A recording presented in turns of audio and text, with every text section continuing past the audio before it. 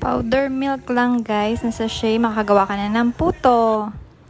Tara, let's steam. Let's steam, yan. Ready ako ng 5 tablespoon ng flour, then yung powder milk. Yan, nag-add din ako ng isang egg. And then condensed, pwede naman sugar.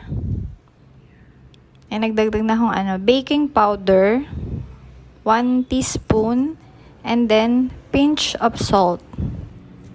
Then, halo-haloin lang natin, guys. Pwede na pagsamasamahin, guys, kasi mamaya sasalain natin. And lagyan natin ng 1 cup of water. And then, vanilla extract, optional. And then, ang ating melted butter. Pwede rin oil. Na-try ko na yung oil, mas tipid. And then, halo-haloin lang natin hanggang mag-mix ang ating